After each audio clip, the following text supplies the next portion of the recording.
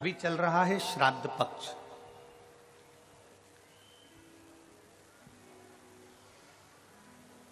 श्राद्ध का मतलब है श्रद्धा। अपने गुरु, अपने माता पिता, अपने पूर्वजों के प्रति, अपने गुरु के प्रति, अपने घर के बड़ों के प्रति, अपने बड़े आदरणीयों के प्रति आपकी कितनी श्रद्धा है।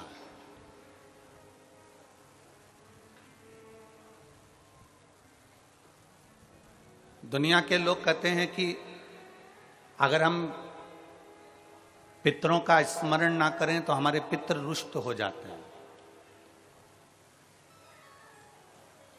हम अपने पितरों का भजन ना करें तो हमारे पितर रुष्ट हो जाते हैं।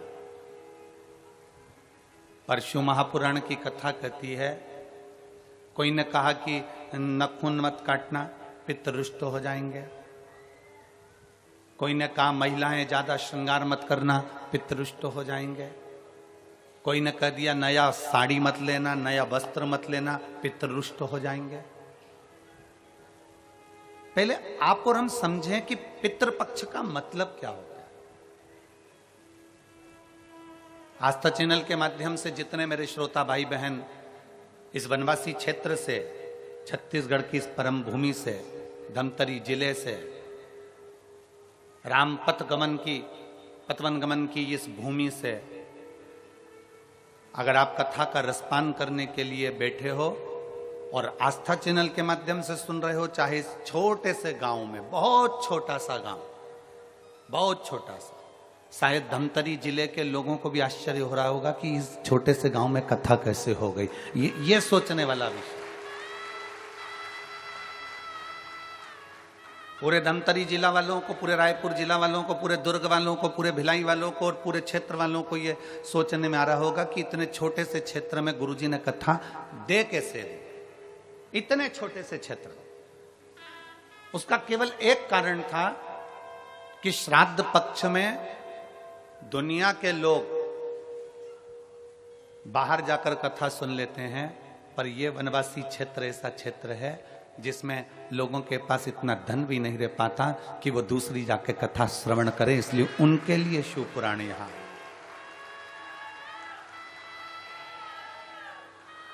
ये कथा उनके लिए आई है जो अपने गांव से बाहर निकलना, जिन्होंने कभी ट्रेन का साधन नहीं देखा, जिन्होंने कभी कोई बड़े शहर में जाने से भी भय लगता है, ये कथा उनके लिए आई है। और जितने टीवी चैनल के माध्यम से कथा सुन रहे हैं, जितने आस्था चैनल के माध्यम से कथा सुन रहे हैं, आप ये मानकर चलो इस कथा के यजमान आप सब हैं और पूरा ये धमतरी क्षेत्र है। केवल एक यजमान नहीं, इसके आप सब यजमान। इसलिए भाव से, दिल से कथा का तत्व ग्रहण करिए। पितृपक्ष को हम समझें। किसी ने कहा नखून मत काटना, किसी ने कहा नया कपड़ा मत लेना, पितृपक्ष में 16 दिन नए कपड़े नहीं लेना चाहिए। कोई कहे ये नहीं करना चाहिए, कोई कहे मकान का मुहूर्त, कोई कहे ये मुहूर्त, कोई कहे वो मुहूर्त, कोई कहे अच्छा काम करने के लिए मत जाओ, अच्छा मंगल कार्य के लिए आगे मत बढ़ो।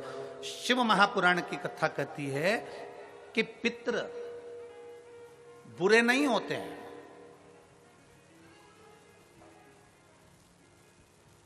पितृ बुरे नहीं होते हैं। आज लोगों के मन में बड़ा भय हो जाता है।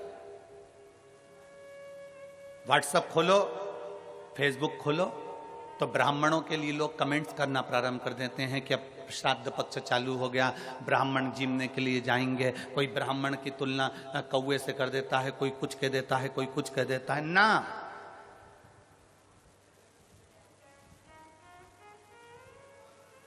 गायत्री करने वाला ब्राह्मण, वेद पाठ करने वाला ब्राह्मण, संध्या करने वाला ब्राह्मण की तुलना किसी साधारण से नहीं होती, उसकी तुलना तो स्वयं नारायण और ब्रह्मा से होती है।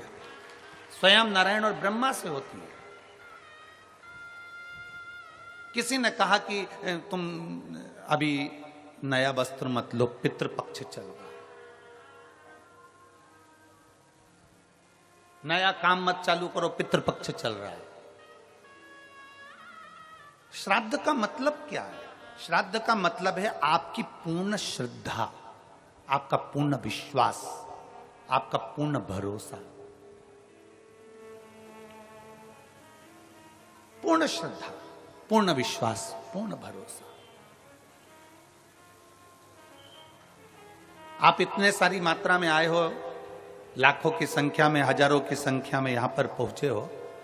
आप लोगों की श्रद्धा है तभी तो आप यहां पहुंचे हो।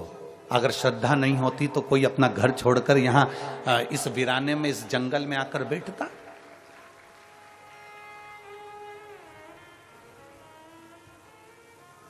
इस वीराने में, इस जंगल में कौन आता?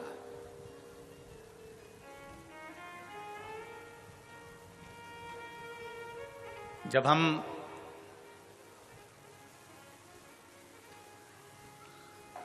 कल इस पवित्र भूमि पर आए छत्तीसगढ़ की, और इस कांटाकुणी गांव में के अंतर्गत हम यहां पहुंचे।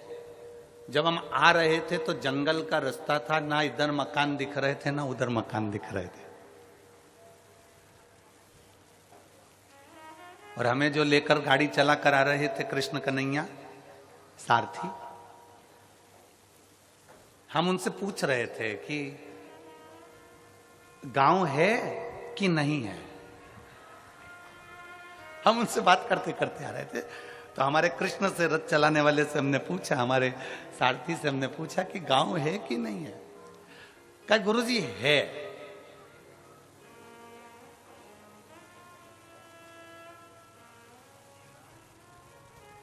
हमने पूछा कितना बड़ा है, तो वो बोला जहां से चालू होगा वहीं विराम हो जाएगा। हमने कहा ठीक है। आज सबसे बड़ी प्रसन्नता का विषय इस भूमि पर यह है कि इस भूमि से मेरे राम अयोध्या चलकर निकलकर लंका के लिए गए थे। लंका के लिए गए।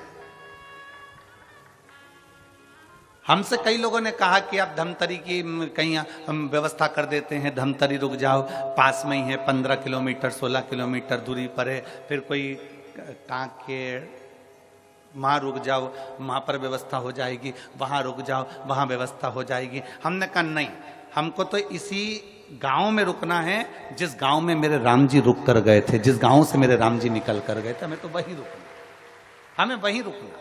आप तो बस भगवत भजन का आनंद है, यहाँ सुख है। हमें इस मार्ग से जो भक्ति है वो जनमानस तक भेजना है। और ये कथा जो वनवासियों के बीच में आई है, ये कथा जो जनमानस के बीच में आई है, उसका एक आनंद हो।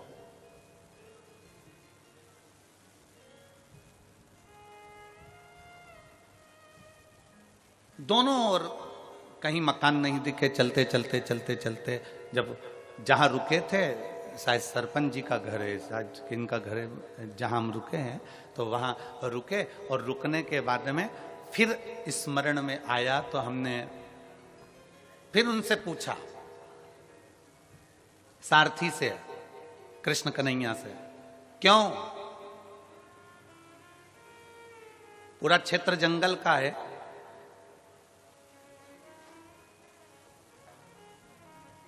पंडाल में शिव भक्त पहुंचे कि नहीं पहुंचे? अरे गुरुजी वो तो 3 दिन पहले से ही पहुंच गए थे, तो 3 दिन पहले से ही पहुंच गए।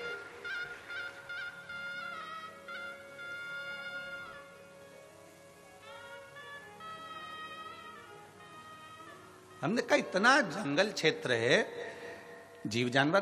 कहने गुरुजी 50-50 हिरण दौड़ते हुए आते हैं और पानी पीकर इसी क्षेत्र में वापस चले जाते हैं। इतना सुंदर क्षेत्र, इतना सुंदर। और हम कहें संपूर्ण आस्था चैनल पर कथा श्रवण करने वालों से और संपूर्ण छत्तीसगढ़ के इस पवित्र धरा के सभी श्रोता भाई बहनों से कि भगवान राम जिस भूमि के पास में से निकल कर गए हों, वो भूमि साधारण नहीं हो सकती, उसकी शिव तपोस्थली हो सकती, शिव तपोस्थली।